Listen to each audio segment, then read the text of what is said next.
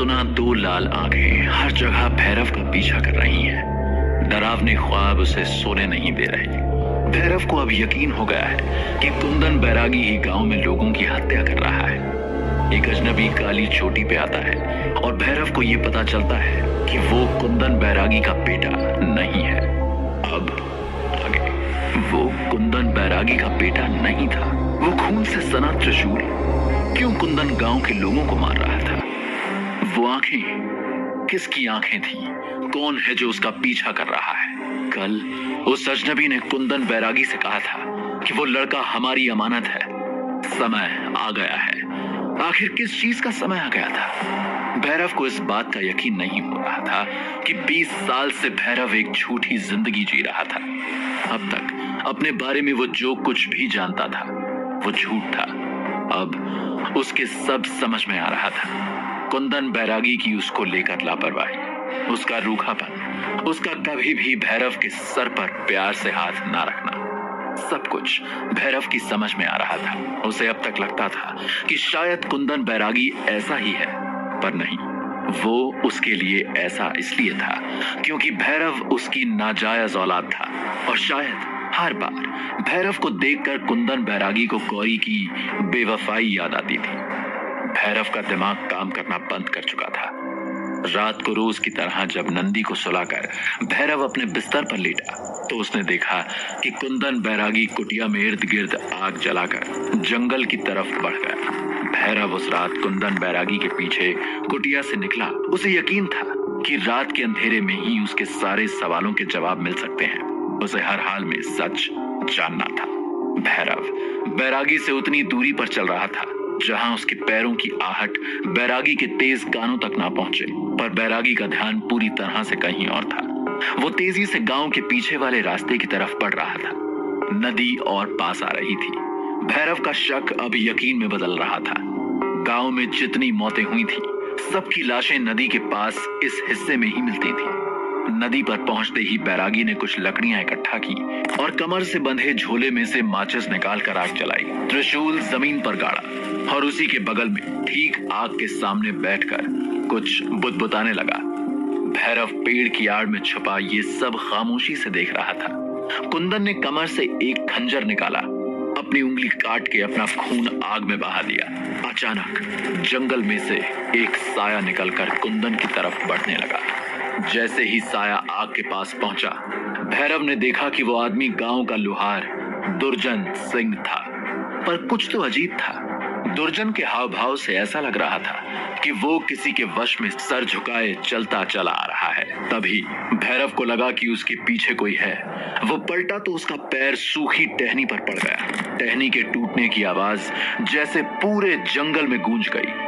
भैरव ने फौरन कुंदन की तरफ देखा, पर बहुत देर हो चुकी थी। दुर्जन भूखे शेर की तरह भैरव की ओर लपका, पर कुंदन बैरागी बीच में आ गया। दुर्जन ने अपने मुंह में कुंदन का त्रिशूल वाला हाथ दबा लिया। कुंदन दर्द से चीखा। फिर दुर्जन ने एक झटके में बैरागी को दूसरी तरफ फेंक दिया और बैरागी की तरफ छलांग लगाई। भैरव हमेशा की तरह खतरा देखते ही सतर्क हो गया, जैसे कि खतरों से लड़ना ही उसके जीवन का असल मकसद था। पर आज उसके पास कोई हथियार नहीं था। उसने सोचा शायद भागा जा सकता है, पर तब तक दुर्जन बिजली की तरह उसके ऊपर झपट पड़ा। जमीन पर गिरे भैरव ने जब दुर्जन को देखा तो उसके होश उड़ गए। दुर्जन के मुंह से जानवर के ताजे खून की बू आ रही थी और दुर्जन की आंखें उसकी नहीं थी, पर उनकी जगह वही दो लाल आंखें थी, जैसे किसी ने दुर्जन के शरीर पर कब्जा कर लिया था। भैरव ने एक जोर का धक्का मारा और दुर्जन कई कदम पीछे जा गिरा। भैरव अपनी ताकत से खुद हैरान था। दुर्जन शायद मुस्कुरा रहा था। इस बार उसने दुगनी ताकत से हमला किया। भैरव का सर किसी पत्थर से जा टकराया। उसकी आंखों के सामने अंधेरा छाने लगा। उसे अपने सर से निकलते खून का आभास हो गया था। दुर्जन उसकी गर्दन की तरफ अपना मुंह बढ़ा रहा था कि तभी दुर्जन की गर्दन, सीने और पेट से त्रिशूल के 3 नुकीले सर आर पार हो गए। दुर्जन भैरव के बगल में गिर गया और भैरव ने अपनी बंद होती आंखों से सिर्फ इतना देखा कि सामने कुंदन बैरागी अपने त्रिशूल के साथ खड़ा था। जब भैरव की आंख खुली तो भैरव अपनी कुटिया में तेज बुखार से तप रहा था।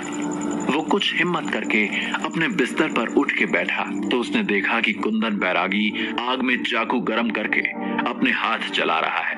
भैरव को अचानक वो रात याद आ गई जब कुंदन उसकी माँ के हाथ को ठीक इसी तरह जला रहा था। कुटिया के बाहर बहुत कम रोशनी है। उसने खिड़की से आसमां की तरफ देखा तो रात हो रही थी। कुटिया की दूसरी तरफ नंदी सो रही थी। अचानक भैरव को दुर्जन की शक्ल याद आई। उसने हाथ उठाकर अपना सर छुआ तो दर्द की लहर उसके शरीर में दौड़ गई। वो कोई सपना नहीं था, सच में दुर्जन ने उस पर जानलेवा हमला किया था और बैरागी ने उसे जान से मार दिया था। उसे बैरागी से बात करनी थी। भैरव बैरागी की तरफ आगे बढ़ा तो लड़खड़ा के गिर गया। बैरागी दौड़ता हुआ आया। उसने भैरव को सहारा देकर उठाया। ये सब क्या है? उसने कुंदन के जले हुए हाथ की तरफ इशारा करके कहा, आखिर हो क्या रहा है? कौन हूं मैं? कुंदन बैरागी जानता था कि वो घड़ी आ गई है जिसका उसे डर था।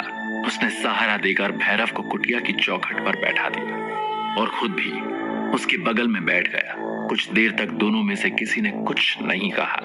दोनों सामने जलती आग को देखते रहे। बैरागी बोला, तुम योद्धा हो, एक ऐसा योद्धा जो दुनिया की हर बुरी शक्ति से लड़ सकता है, चाहे वो जिंदा हो या मुर्दा।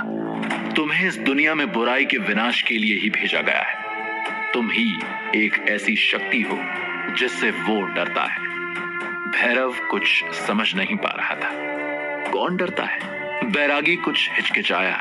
काली शक्तियों का राजा त्रिशिराज, मैं भला उसका क्या बिगाड़ सकता हूं? मैं साधारण लड़का। भैरव ने कहना शुरू ही किया था कि तुम साधारण नहीं हो भैरव, तुम रक्षक हो इस दुनिया के। तुम्हें इतना शक्तिशाली बनाने के लिए गौरी ने अपनी जान दे दी। बैरागी का गला भर्रा गया। उसने पहली बार भैरव के सामने उसकी माँ का नाम लिया था। आंखें बंद करो। भैरव ने फौरन आंखें बंद कर ली। एक ठंडी हवा का झोंका कहीं से आया। भैरव ने आंख खोली तो 7 साल का भैरव अपनी माँ की गोद में आराम से सो रहा है। उसकी माँ के हाथ पे जले का निशान अभी भी ताजा था। तभी कुंदन दौड़ते हुए कुटिया में आया। हमें भागना होगा। कहाँ भागेंगे? कहीं भी, सवाल मत करो। गौरी भैरव को गोद में लिए कुंदन के पीछे जंगल में दौड़ने लगी। वो लोग कुछ दूर ही निकले थे कि तभी अचानक एक चीख की आवाज आई। गौरी और बैरागी रुक गए। गौरी ने कुंदन से कहा, वो आ रहे हैं, हम घिर चुके हैं, बचने का कोई रास्ता नहीं है। नहीं, हम कोई ना कोई रास्ता निकाल लेंगे, हम बच जाएंगे, तुम भरोसा रखो। कुंदन ने यकीन दिलाया, पर गौरी ने अपना सीधा हाथ आगे कर उसका सीधा हाथ जो जगह जगह से जला हुआ था उस पर 2 दांत के नए निशान आ चुके थे, जैसे उसे सांप ने काटा हो। बैरागी का रंग सफेद पड़ गया। पर मैंने तो ये निशान जला दिए थे, फिर ये दोबारा कैसे? वो मेरे ऊपर अपना निशाना लगा चुका है कुंदन। अब कितनी भी कोशिश कर लो, ये मिट नहीं पाएगा। उसे मुझ तक पहुंचने में अब समय नहीं लगेगा। वो हजारों की भीड़ में भी मुझे ढूंढ सकता है, पर मैं... कुंदन की आंखों में आंसू थे। उसके दिल की उलझन उसके चेहरे पर साफ दिख रही थी। मैं जानती हूँ कि तुम मुझसे बहुत प्यार करते हो, इसलिए तुमसे ये विनती करती हूँ कि मेरे बेटे की जान बचा लो। गौरी ने गिड़गिड़ाते हुए कहा। उसकी आंखों में आंसू थे। हम कोशिश तो कर सकते हैं गौरी। बैरागी किसी हाल में मानने को तैयार नहीं था। हमारी हर कोशिश नाकाम होगी कुंदन। तुम उसे नहीं जानते, पर मैं उसे बहुत अच्छे से जानती हूँ। बहुत ताकतवर है। एक दिन बर्फीली रात में तुमने मेरी जान बचाई थी। आज तुम भैरव की जान बचा लो। भैरव ही एक रास्ता है त्रिशिराज को हमेशा के लिए खत्म करने का। तुम्हें मेरी कसम है। तीसरी चीख उनके बहुत करीब आ चुकी थी। गौरी ने सोते हुए भैरव को कुंदन को सौंपा। कुंदन ने गौरी को गले से लगाया और भैरव को लेके दूसरी ओर बढ़ने लगा। जाते जाते उसने आखिरी बार गौरी को देखा और फिर भैरव के साथ जंगल में गायब हो गया। भैरव को एक ठंडी हवा का झोंका महसूस हुआ। उसने आंखें खोली तो वो कुटिया के बाहर कुंदन के साथ बैठा था। उसका चेहरा आंसुओं से भीग चुका था। तुम्हें बचाने के लिए कई लोगों ने बहुत बड़ी बड़ी कुर्बानियां दी हैं। सब सिर्फ इस आस में है कि तुम एक दिन त्रिशिराज को हमेशा के लिए खत्म कर दोगे। मैं जानता हूँ कि ये सब सुनना और समझना तुम्हारे लिए मुश्किल है, पर धीरे धीरे तुम सब समझ जाओगे। भैरव के सर पर जैसे कोई हथौड़े मार रहा था। वो मन ही मन सोच रहा था कि काश ये भी एक बुरा सपना हो, काश ये सब कुछ जो वो सुन रहा है सच ना हो। कि तभी जंगल से वैसी ही एक चीख आई जो गौरी और कुंदन ने कई साल पहले जंगल में सुनी थी। बैरागी घबरा कर उठ खड़ा हुआ। वो आ रही है, बैरागी बड़बड़ाया। कौन आ रहा है? भैरव ने कमजोर आवाज में पूछा। ऋषिराज के प्रेतों की फौज, तुम्हें यहां से निकलना होगा। कुंदन बैरागी ने कमर में बंधा एक झोला भैरव को पकड़ाते हुए कहा। कहां निकलना होगा बाबा? वो मुझे यहां कैसे ढूंढ सकते हैं? भैरव ने परेशान होते हुए कहा। कुंदन कुछ देर ठहर गया और भैरव के मासूम चेहरे को देखने लगा। कुंदन ने चुपचाप अपना हाथ आगे कर दिया। उसके हाथ पर भी सांप के काटने के 2 निशान बने थे। ऋषिराज कई दिन से तुमको ढूंढने के लिए प्रेतों का इस्तेमाल कर रहा है, पर मैं उन्हें मार देता था। पर कल दुर्जन का मंत्र टूटा तो उसने मुझे और तुम्हें दोनों को देख लिया। पर वो तुम्हारे ऊपर अपना निशान नहीं लगा सकता है। तुम्हारी माँ ने अपने प्यार का कवच तुम्हें दे रखा है। वो सिर्फ तुम्हारे आसपास के लोगों को ही निशाना बना के तुम तक पहुंचने की कोशिश कर सकता है। कुंदन ने कुछ देर उसकी शक्ल देखी। इसलिए मैंने इतने सालों से तुमसे दूरी बनाए रखी थी, क्योंकि तुम्हारे करीब आने का मतलब है ऋषिराज का तुम तक पहुंचने का रास्ता आसान करना। तब तक जंगल से दूसरी चीख की आवाज आई। इस बार वो काफी करीब से आई थी। बैरागी उसे खींच के तैयार घोड़े की तरफ ले जाने लगा। बाबा, मैं कहां जाऊंगा? कहीं भी जाओ, कुछ भी करो, बस अपनी असलियत किसी को मत बताना। और हाँ, एक बात याद रखना भैरव, अपनी सूझबूझ से छल और सच के बीच फर्क करना सीखो। ऋषिराज इतना ताकतवर है कि वो तुम्हारी कमजोरियों को तुम्हारे खिलाफ इस्तेमाल करके तुमसे कुछ भी करवा सकता है। इसलिए सावधान रहना। जितनी काली शक्तियों का तुम नाश करते हो, उतना ही ऋषिराज कमजोर होगा। अपने दिल पर भरोसा करना, वो तुम्हें हमेशा सही राह बताएगा। अब जाओ यहां से। कुंदन भैरव को घोड़े की तरफ धक्का देने लगा कि तभी अचानक भैरव को कुछ याद आया और वो कुटिया की तरफ भागा। और कुछ देर बाद नंदी को पीठ पे एक धोती से बांधे हुए बाहर निकला। कुंदन ने उसे रोका नहीं। मैंने नंदी को एक जड़ी बूटी पिला दी है, उसे सुबह तक होश नहीं आएगा। कुंदन ने उन दोनों को देखते हुए कहा। शायद उसकी आंखों में आंसू थे। झोले में रास्ते के लिए जरूरत का कुछ सामान है। कुछ रुक के कुंदन ने अपनी कमर से एक खंजर निकाला, फिर बोला, ये तुम्हारी माँ ने तुम्हारे लिए दिया था। तुम्हें हर हाल में जिंदा रहना है। अब निकलो और पीछे मुड़ के मत देखना। भैरव अब उसकी कोई बात नहीं सुनना चाहता था। भैरव के कुछ भी समझ में नहीं आ रहा था, पर कुंदन का लहजा दोबारा सख्त हो चुका था।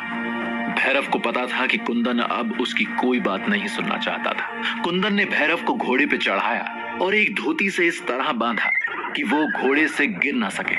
वो जानता था कि भैरव बुखार में तप रहा है, बेहोश होने की पूरी संभावना थी। भैरव अब तक अपने सोचने समझने की ताकत खो चुका था।